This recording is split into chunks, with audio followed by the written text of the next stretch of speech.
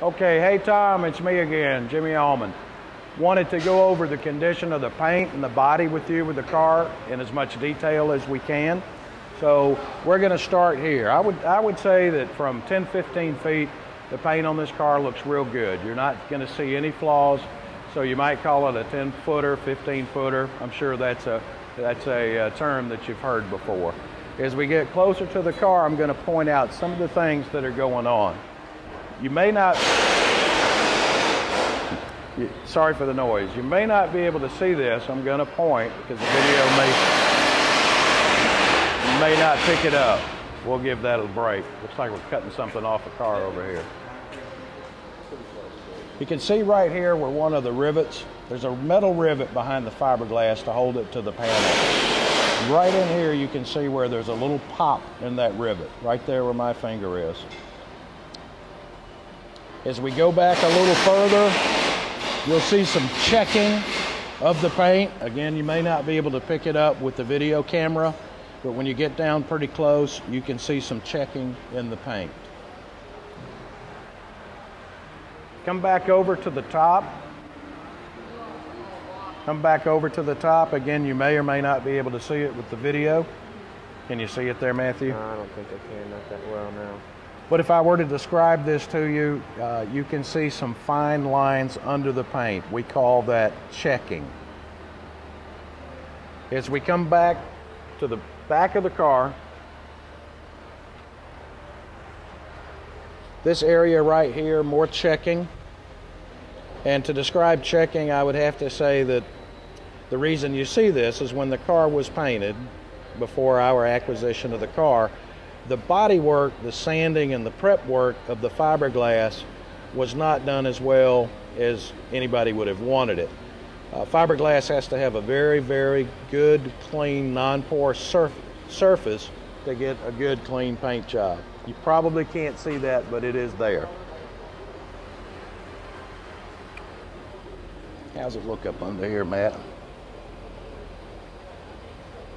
Looks okay there.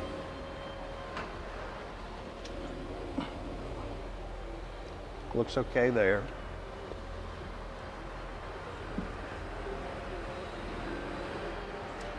Want to point out something about fitments of the doors.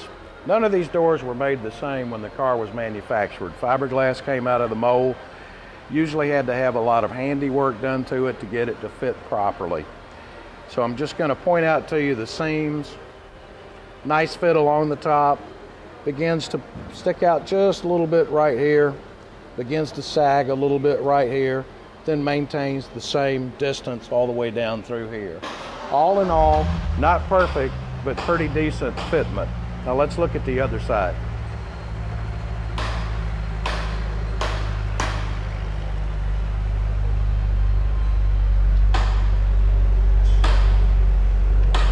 Pretty good fitment along the top here. Here it begins to bow out a little bit. And as you come down the line, a little sag right here.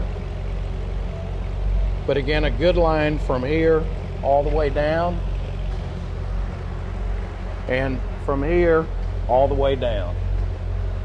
Again, not perfect. You know, if a lot of times when a car goes through a body off restoration, that's when those kinds of things will be straightened out. Excuse me. Take a look right here. Remnants of an old wiper blade at one time.